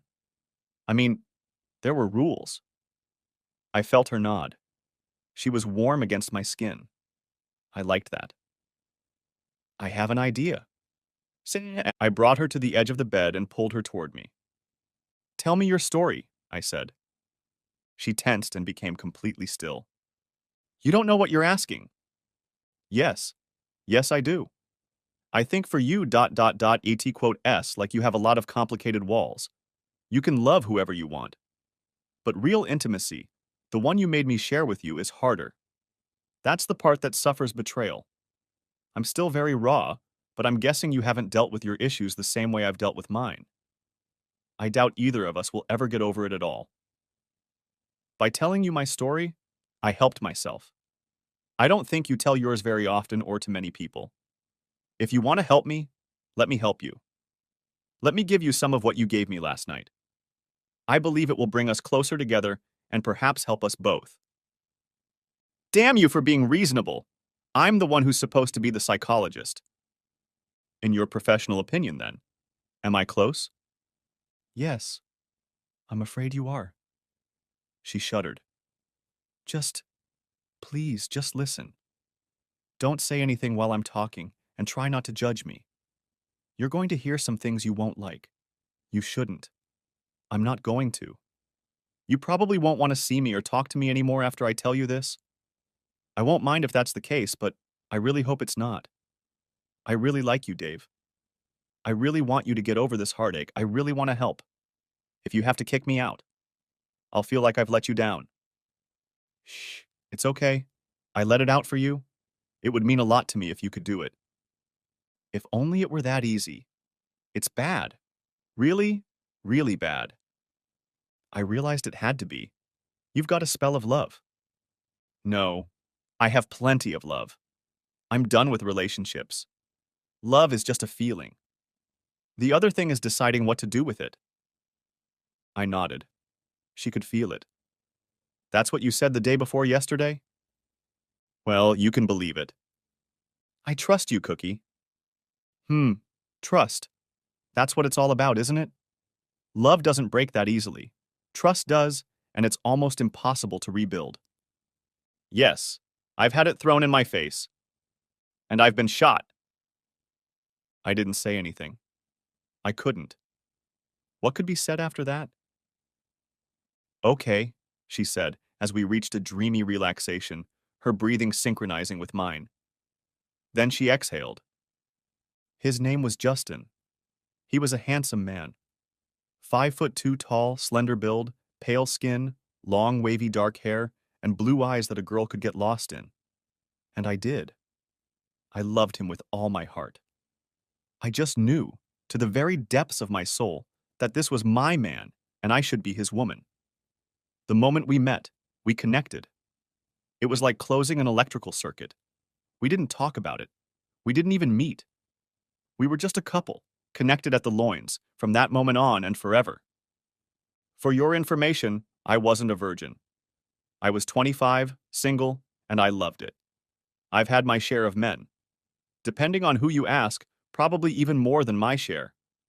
I've had all kinds of guys.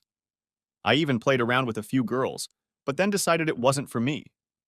Turns out I don't have a physical type. I'm more interested in who they are on the inside. I'm attracted to complexity. Justin was a walking jumble of contradictions, and maybe that's what made him so irresistible to me. His presence always filled the room. He had amazing charisma, yet he was painfully shy, withdrawn, even introverted. He was extremely confident in some things, but deeply insecure about others. He knew how to attract women, but never felt he could hold on to one. Moreover, he was talented but unfocused. I know it's corny, but he was a musician. I know, every girl wants a rock and roll bad boy, right? Anyway, he wasn't just another dork with an electric guitar and a hypothetical band. He was a polymath. If you put an instrument in his hands, he'd fiddle with it for a few minutes and make it sound magical.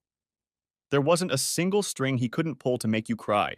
Not a single keyboard. He couldn't dance his fingers across to fill you with joy. Not a single surface he could drum on to keep your feet from tapping and your head from bobbing to the beat of the great eternal rhythm he could simply evoke. And his voice. His voice was like the ebb and flow of the tides. No listener, male, female, or child, could fail to be influenced by it. It was a voice for the ages. He was a member of a group. They called themselves the Armless Bipeds, but there was a lot of conflict and drama there. He was the only one with real talent, but he was also the least businesslike of the four of them. The others were hardworking, dedicated, and more than musically competent, but they were the Doors, and he was Jim Morrison, you know? It was a total cliché. The charismatic, wild, out-of-control frontman had all the energy, and the rest of us did all the work and held on for dear life. Bobby was the keyboardist and bass player and was basically their manager. He booked all their gigs and made all the deals. The band was on the verge of signing a contract. All the paperwork was ready. All that was left was to talk Justin into it. But he didn't want to or couldn't. He'd been stalling for months. It was infuriating. Justin had to go to rehab, or he had a project, or he just couldn't be bothered. He would disappear for days or weeks at a time. His creativity demanded a lot from him, and no one understood him. Eventually, the money guys got tired of waiting for Justin to figure his shit out. They were willing to take their chances with the band everyone was talking about, but they'd had enough and pulled the plug just as Justin told the rest of the guys to back off because they were lowlifes who were only getting in his way. The band broke up for the last time, and Justin was free. We had been together for almost 3 years by then, which is a long time when you're that young. I supported him 100% no matter what he wanted. If he stayed with Bobby and the guys, signed a contract, recorded an album, and went on tour, great. I would have been fine with him. If he wanted to start a new band or go solo, that would be great too. If he wanted to go to outer Mongolia and live in a yurt to learn throat singing, that would be great too. I would live with him in a paper bag somewhere under a bridge if that's what he wanted. As long as I had him, my world was complete. Unfortunately, Justin took his new sense of freedom to the extreme. He didn't just throw off the encumbrance of the band, he threw off his entire life and identity by deciding to start over. That also meant getting rid of me. Now tell me, Jim, have you ever heard a song called Ohio Shores? I can't say I have. It's a traditional Appalachian folk song. It's a tragedy. A man loves his woman so much that he can't bear the thought of ever losing her, for whatever reason. He asks her to marry him, but she refuses, and then he kills her. That way she will always be his and no one else's. That same year, Nick Cave and the Bad Seeds released a similar song, Where the Wild Roses Grow, with Kylie Minogue. There's a whole gothic subgenre of this shit. Murder ballads. That's even the name of the album. Jesus. Yeah. My tragically depressed, brooding emo artist let the idea into his head and decided that's what he had to do to part with his life. He didn't just want to leave me behind. He didn't want to leave me behind at all as part of anyone's life. So I had to die. He pulled out a gun from somewhere, some shitty Saturday night special called The Raven. Apparently he liked it.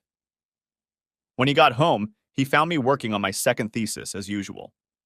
When I got up to kiss him, he shot me twice. I didn't even realize what had happened. It didn't hurt at first. I was just confused by the noise. He coughed. What kind of weapon is it that coughs and doesn't explode? Then I felt weak or nauseous. I was left with a nasty scar between my shoulder blades, which is hidden by a tattoo. So, yes and no. That's why I got the tattoo, but that's not what it means. I could have done any pattern I wanted to hide the scar. Other things might have worked better than a triquetra knot.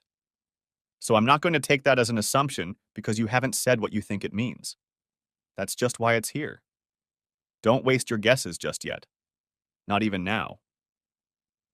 The other shot grazed the side of my head, as you saw. I was lucky. Either shot could have killed me if it had hit a little differently. I don't think Justin has ever fired a gun before. He didn't seem to know what he was doing, and frankly, he did it kind of shoddily, the way he shoddily did in anything that wasn't music. But I saw what he was trying to do, and the world went black and white. So cold, so meaningless, so empty. Some instinct woke up in me. I realized it was fight or flight, kill or be killed. The quickness that kept our ancestors from being eaten by saber-toothed tigers kicked in, and my hands went around Justin's throat. I shouted, and wheezed, and wheezed. He wasn't Justin anymore. He wasn't the man I loved, the man I was willing to do anything for, the man I was willing to give my life for. He was the threat. He was the enemy. It was either him or me. I even forgot about the gun. At some point, he fired a third shot, but he missed, and I didn't even notice. I propped myself up on my elbows just enough to block his wrist so he couldn't point it at me, but I wasn't aiming for that. I just needed better leverage to choke the life out of him. Turns out I'm a lot stronger than I look. I crushed his windpipe and severed his carotid arteries. His face was blue and his eyes and tongue were out, but I didn't even see that. I clung to him, and it took all my strength to beat the life out of him, even after he fell. Even after he was dead. That's how they found me. I was semi-conscious, bleeding and choking on my own blood, and my hands were still clamped around his neck. It took 2 paramedics to free me. What I didn't know at the time was that he had started seeing another woman. And it wasn't the first time. I've forgiven him twice before for things like that. He made her wait outside the entrance in my car that they planned to run away together in. He told her he was going to get rid of me, and then they would go to Canada. She had already packed her stuff, and he had already emptied my bank account. Not that there was much money in it, I was a grad student. We didn't have much stuff in the apartment either, just clothes and books and his tools and amps and stuff. She went upstairs because she was worried he was taking too long. What if he changed his mind? She found us on the floor, dead and dying, and then she freaked out and called the police. The funny thing is, she saved my life. If Justin hadn't cheated and come alone, I would have died right there with him before we were discovered. She swore she didn't know he would try to kill me. She said she thought he was just going to leave me and maybe break my heart a little bit. They didn't charge her as an accessory or conspirator, and it helped that she was the one who called them. They were thinking of charging me with manslaughter. They thought it might have happened in the heat of the moment when he dumped me, cheated on me, stole my car and money. Maybe I got angry and he shot me in self-defense. But in the end, they found out that I didn't know about any of that until I woke up. On paper, Justin was a real shit. He had no job, no permanent address, no petty crimes, no real friends. Most people who knew him quickly discovered the limit of what they could put up with. Besides, he was already in trouble for drugs, and he wasn't allowed to have a gun. He had acquired it illegally. He was clearly going to kill me, and with intent. He was a big guy, and I was a petite woman, in good standing in grad school and on a scholarship. The DA didn't think a story that portrayed Justin as the victim would hold up in front of a jury. So they called it self-defense on my part and didn't charge me. And that, Dave, is the story of how I went from peacefully sitting at a table with a stack of books to killing the man I loved in 3 seconds. I felt her tears on my chest. I didn't hear them in her voice. I looked at her anew. She seemed so much older, wiser, and stronger than she had a few seconds ago. She was no longer just a pretty girl with brains, a feisty personality, and an unusual hobby of curing hearts. She was a woman who had been tested, broken, but resilient. A battle-hardened warrior. There was more to her than I ever dared to imagine. Looking into her face was like looking into the depths of the sea. Somewhere in those depths lay a broken person who would never be whole again. I am a monster. I am a murderer. I took a life. I would do it again if I had to. If you hadn't, we wouldn't be talking right now. I know. You did what you had to do. I know. You survived. I know. But I'll never feel right about it. I let it go for a moment. I can. I'll feel right for you if you let me. Next chapter. Good morning, she said. I hadn't noticed she was awake. Good morning. Thanks, Dave. You were right. It was just what I needed. I almost never tell that story. So you really don't think I'm some kind of horrible monster? No, of course not. Even if you were technically a monster, which you're not, you'd be the Cookie Monster. And he's not horrible. He's awesome. She chuckled deeply. He's my favorite Muppet. Ever since I was little, it seemed like he was always my friend. I had such a kinship with him, partly because of our name, but also because he just reach out and take the joy of life. No guilt, no shame, he's just who he is, always enjoying the moment, at complete peace with himself. No ego, no ambition, just the experience of desire coupled with its fulfillment. She stared into space. You could say that Cookie Monster is my bodhisattva. Huh. I was trying to be nice, not deep. She looked at me again. Why can't it be both? You can tell a simple joke and still take a huge emotional leap forward, you know? But you're right. We don't need something to mean more than it does. I'm afraid this really means the end of my marriage. Everything I've been doing, moving her stuff, our bank accounts. It's just activity, busy work, nothing that can't be undone. I'm scared that I'll be as bad as her if I let this happen. I don't want to give her an excuse. I don't want her to feel legitimate about what she did. Okay, good. Now that you've said it out loud, how do you feel about it? Are you right about anything? No. Actually, none of it is true. Would Stephanie have any reason to feel offended if you had something of your own to do while she was having fun on a romantic vacation with her boyfriend, who she's been secretly dating for years? No. Hell no. Good. What else? God, I can't even... Why? Why are you doing this? I already told you. I know. And I appreciate it, I really do. I just... Yep, that's it.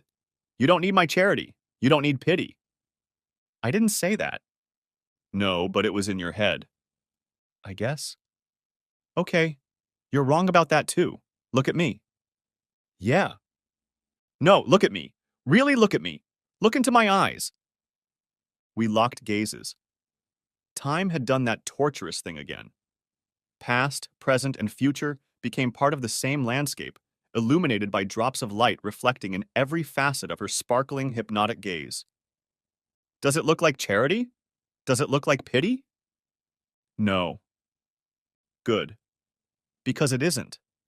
It's a desire. It's appreciation. It's respect. I love you, Dave. Let me do this for you. Let me do this because it's what I want to do. Let me do this because it's the right thing to do and the right time to do it. Okay. Did I say that? Good. She glared again. Next chapter? I fed Cookie a token breakfast, coffee and toast, and she went on with her day, making me promise to call her in the evening and plan Stephanie's return. I spent a few hours packing and found that my new bank accounts were active, so I transferred money into them and scheduled payments. Mostly, I just did nonsense, avoiding the deeper and more important questions. Why? Why did Stephanie do this? What do I want? What do I need? What am I willing to forgive? What can I live with? What will my life look like a year from now? 5 years from now? 10 years from now? Am I ever going to remarry? Why not? Why not? What the hell is this thing with Cookie? What will my relationships with women look like going forward? Did my wife ever respect me? Or has she just lost it over the years? Would everything be okay with me? This time, I didn't rant and rage. I felt strangely detached. I felt empowered. Felt like I had a choice. What Stephanie wanted didn't matter that much, and it bothered me how much it didn't bother me. I got a call from Jessie in the middle of the afternoon when I was already running out of time and indulging in reflection. She insisted on taking me out for sushi. It was weird. I'd never had sushi. Neither had she. But I did. I'm her father. That's what I am. Why sushi? I asked. We arrived at Ichiban separately, and she was already sitting behind the bar. I wanted to take a page out of my old man's playbook. What did you say? I'm trying to break my old patterns, do something uncharacteristic. I found out my mother is a fraud and a polygamist. My father is in crisis, and it turns out he has Riz. It's a whole different world now. I think we all need to break out of our routine. Oh well, good point. Thank you. Domo arigato. We made our way to our table. It was actually 2 seats at the long, elevated table we shared with the other company, but there was plenty of room between us. The menus were long sheets of paper on strange, skinny tablets, and we puzzled over them for a long time until we made a choice on which we frankly crossed our fingers. I didn't want anything with eel, which narrowed our choices considerably, and Jessica didn't like shrimp, which narrowed it even more. I knew I liked miso soup and salad with ginger dressing, however. So, she said when we ordered. You and Cookie Death? No, I mean yes, but not like that. But yes, too. I sighed. I've never liked people who say it's complicated. It's just an excuse. It's never complicated. You either act like a piece of shit or you don't. But now I see the appeal of it. It's still an excuse, but it's the easiest thing to say. Easiest. Good. What's the right thing to say? Wow. Well, I don't know comes to mind, but that's no better. The best thing to do is to take the bull by the horns and just say it. God, I'm shattered. I'm devastated. My world has shattered and I don't know which way to go now. I happened to meet this crazy woman while I was hitting rock bottom, and she seems to want to make a project out of me for some reason. She's beautiful, of course, and I'm drawn to her emotionally.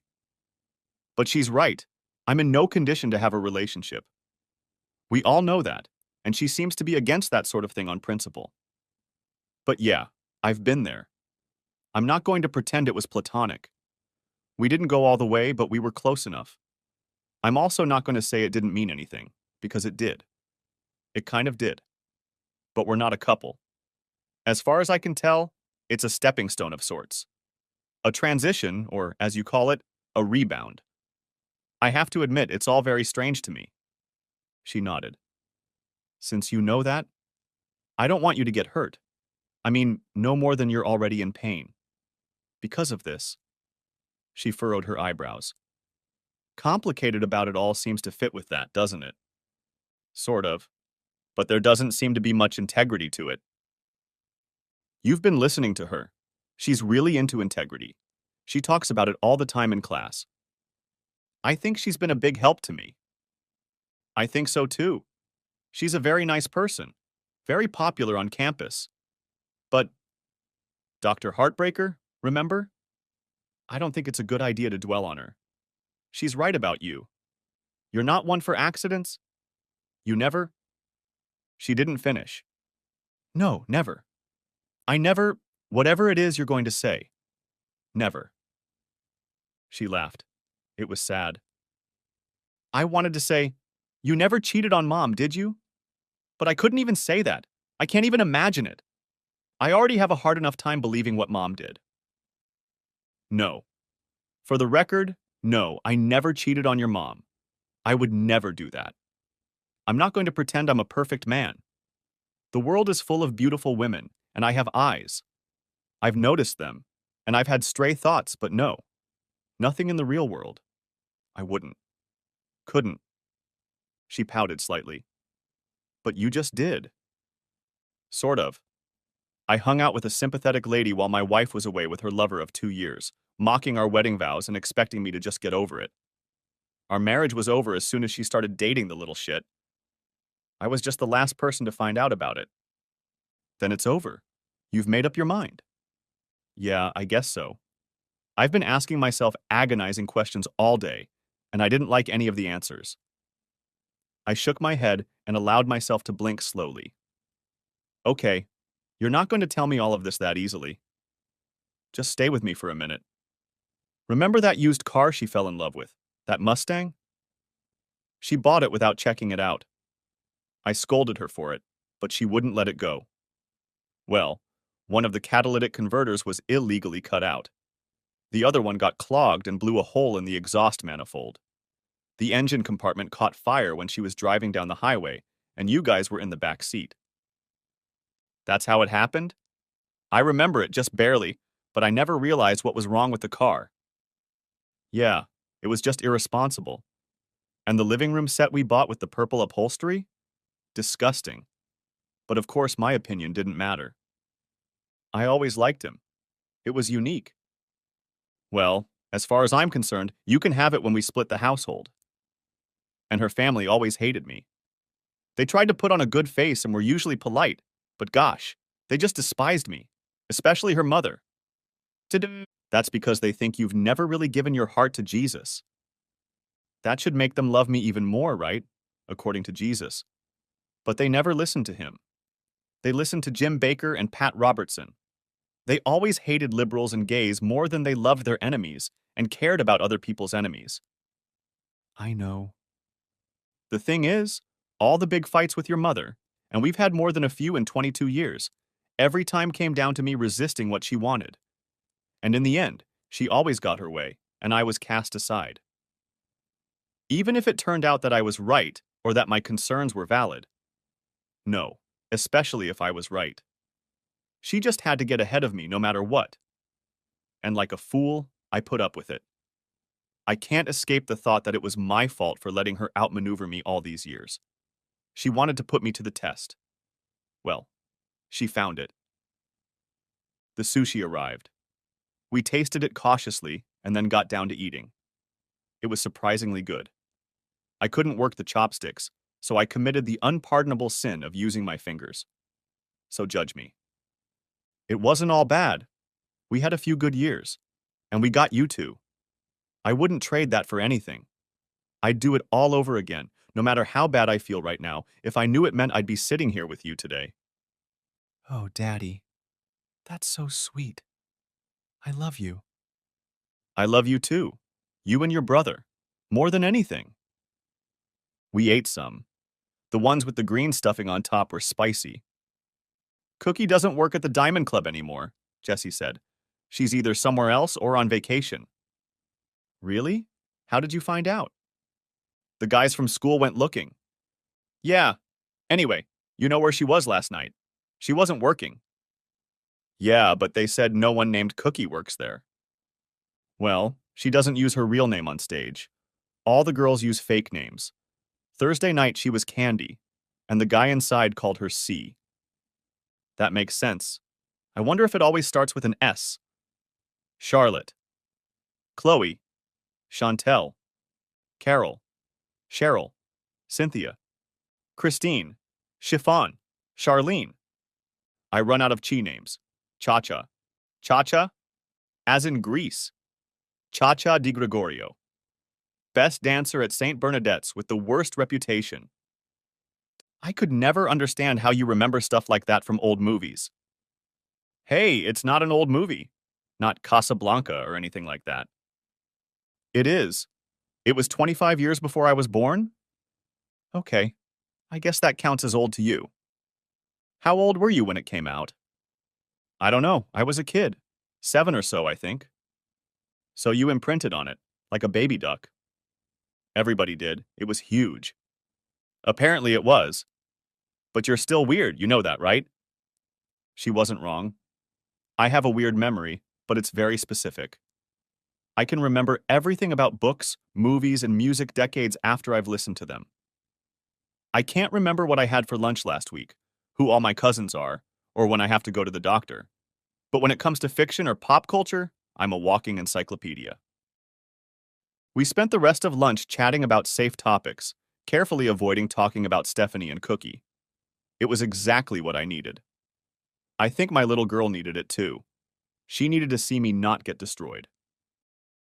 At some point, we called Michael, because of course we did. He caught our mood and boldly put on a show, playing the usual goofball and extrovert. Next chapter. In the evening, as promised, I called Cookie. So sushi is a thing. Sushi? Yeah, it's a thing. Why would you say that? Jessie invited me over for them. I guess we're all trying to get out of a rut we've been rolling in our lives. Well, good choice. Where did you go? To Ichiban's on American Boulevard. Ah. Okay, next time I'll take you to Kabuki's. They have some good stuff. Yeah. So, have you thought about how tomorrow is going to go? I haven't thought about much else. I've been moping around a lot and thinking a lot. And I've been fixated on the strange and mysterious other woman who took me on as some kind of project. And it's been great. Thank you very much, kind sir. I assure you she's not done with you yet.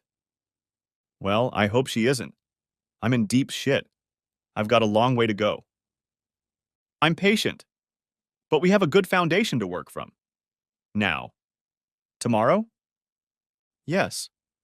Well, she ambushed me with that note, and I was left alone to deal with the consequences of what she did. I think she should get the same. She'll find an empty house and I'll leave her a note just like the one she left me. I won't talk to her either. Let her rant and rave to herself while I'm out of touch. It'll be fair. Is that what you want? She wants me to wait for her so she can regain control of the situation, and we could talk, presumably, like adults, when my little tantrum is safely over. Nope, that's not going to happen. I want to challenge that expectation. Okay. Is that your choice? Said it. Is this one of those things where you make me say it 3 times? Smart guy. Yes. Then yes, it's my choice. I'll leave her a note, lock up the house and put my stuff in storage, and she won't have me under her thumb to talk to me at her pleasure, taking out a perfectly appropriate rage on me that she'll no doubt call immature. 3 times and done. Okay then. You're making a strong choice and I can respect that and support you in it.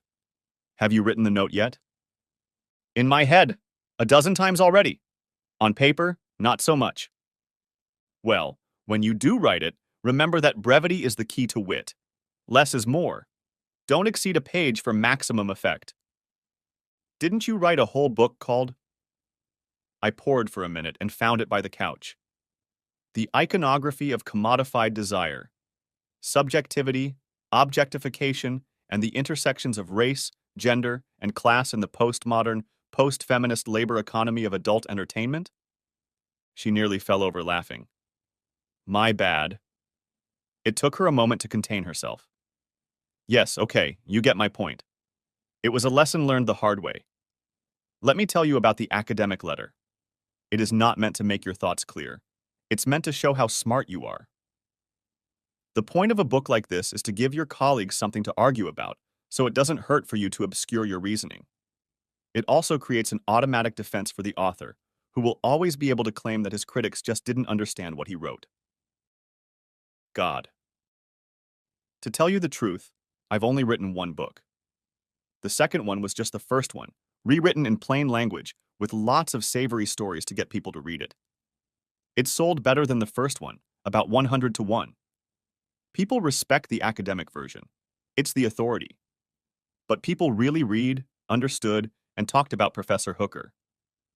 Theirs. Makes so much sense. I'm working on another one. It'll be mostly case studies.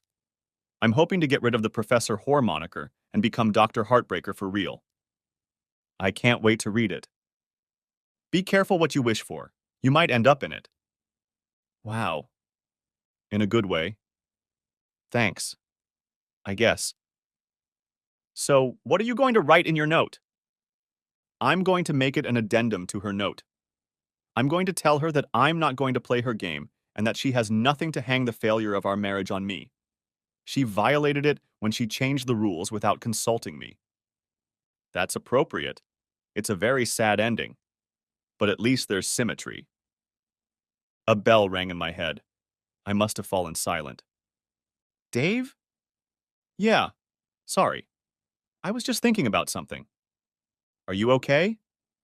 Yeah, I'm fine. Like I said, don't want to be here, in the house. I want to be out of the house, somewhere else, doing God knows what with someone else. Are you busy tomorrow afternoon? What about tonight? Come to my house, pack a bag. You can stay here for a few days. Thank you. That sounds wonderful. I'll come over after work. I'll buy dinner. Not tomorrow. We'll stay home and I'll cook. Invite me out on Tuesday, okay? Okay, it's a date. Good. Now, I assume you have homework to do tomorrow. Get to work on your note. If I guess right, you'll write 10 choices and tear up 9 of them. Damn. Just like Steph.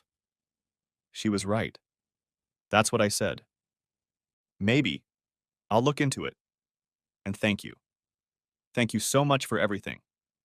I'll see you tomorrow. Good night, Dave. I love you. Next chapter. Stephanie, hell yeah, I deserve better. You took the coward's way out and lied to me again on top of everything else. You never wanted to face me. You took the time to plan it that way.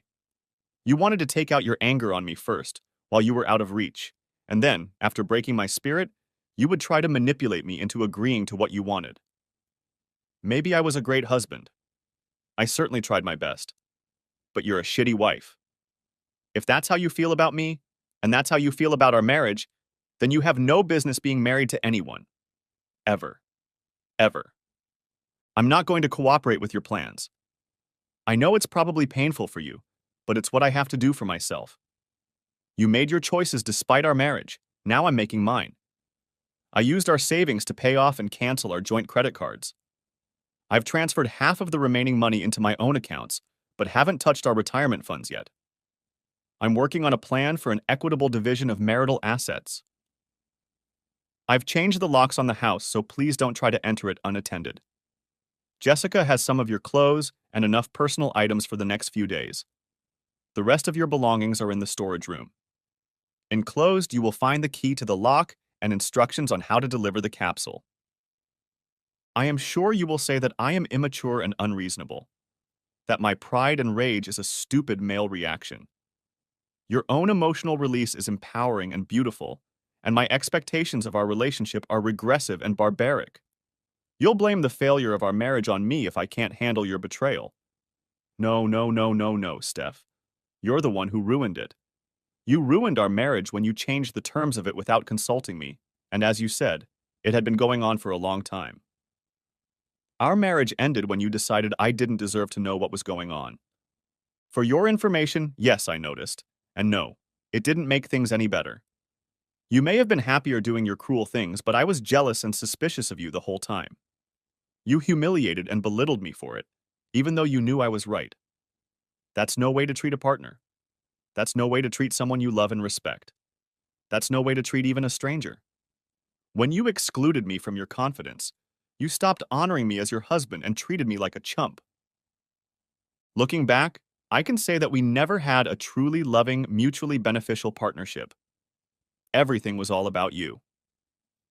I went along with you getting your way because I loved you and wanted you to be happy. You were wrong to mistake my malleability for weakness.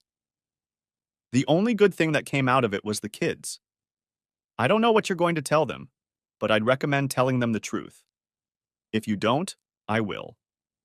I don't care where you go, what you do, or who you do it with. That's your business. I don't own you. I don't control you. I can't stop you. But don't you dare pretend to be surprised and outraged when the door you opened swung the other way. Now we're estranged from each other. It's not nice to be dealt with unilaterally and without discussion, is it? I'm going to turn off my phone, and so are you. Don't call or text me. Don't blame me for cutting off communication. You did it first, and it's not up to you to decide when we communicate. I'm not yours if you're not mine. I'll tell you when I'm ready to work things out, preferably with our lawyers present. Screw you, Dave. Next chapter. I wasn't there when she got the note. I would have loved to see her reaction, but I'm glad it didn't happen. Did I want her to be upset? Angry? Challenged? Humbled? I'd be mad at myself if I enjoyed gloating. I'd be mad at myself if I was grieving or regretting. I'd be mad at myself if I felt nothing. Neither of us could react in a way that satisfied me. So I left it all in the unknown. She tried to blow up my phone. I turned it off. Jessica later told me that she called her in tears, claiming to be completely shocked and hurt, wondering what I could have been thinking to kick her out for no reason after 22 years. She claimed I must be having an affair or something. Until my daughter showed up with her things and informed her that I had shown her the handwritten letter she had left on the table. Steph was stunned. That was the exact word Jessie used. She just opened and closed her mouth dozens of times without saying a word. Then she gathered up the bags and boxes Jessie had brought her and left. I didn't take the day off. I left work at my usual time and went straight to Cookie's apartment. It was a third-floor apartment in a very old stone building near the university. Layers and layers of glossy latex paint had been applied to fixtures and trim that was probably 100 years old. The floor creaked here and there. The ceiling showed tender stains from a roof that had leaked once or twice in the last few decades. Colorful rugs and tapestries framed the walls and walls, stacked with books on shelves that had clearly been brought in from thrift stores. Some of the shelves were sagging pine boards propped up by cinder blocks and old milk crates. A shabby stereo stood on an old hand-painted end table at one end of the living room, and half-burned candles stood in mismatched brass candlesticks and the necks of old bottles next to well-used incense burners. The place smelled of patchouli, sandalwood, and from the kitchen, garlic, olives, and tomatoes. Cookie had obviously never been a student or a professor. I settled awkwardly into the cozy space, not knowing where to put my suitcase. Looking into the tiny bathroom, I realized there wasn't a millimeter of space for a toothbrush or razor. It had more strange bottles and mysterious gadgets than a steampunk pharmacist's lab.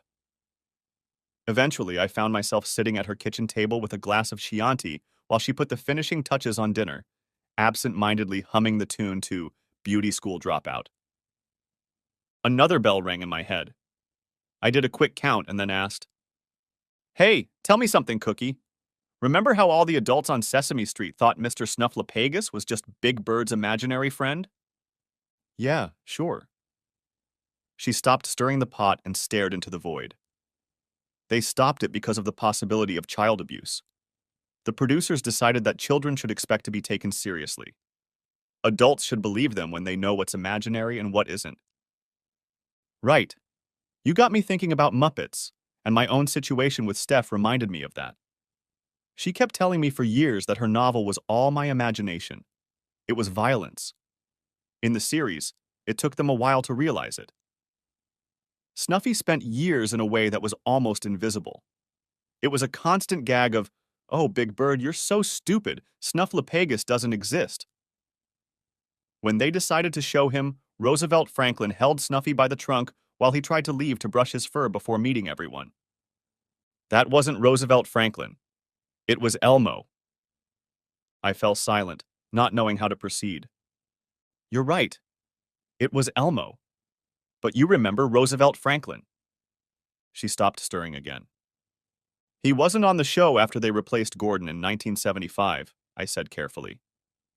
I thought you knew about the early 80s when Snuffy was released, but you surprised me. You watched the original broadcasts of the first few seasons. You wouldn't have remembered Roosevelt Franklin otherwise. She turned back to the pot and decided the dish was done. Pasta alla puttanesca with mussels and garlic bread. It was great, and I told her so. Thanks, she said with a half grin. You were just testing me. Smart boy. Carry on. Just ask. Okay. How old are you? You look to be in your early 20s or maybe early 30s, but from your life experience, that can't be true. I'm 54. I think I'm older than you. It was my turn to marvel.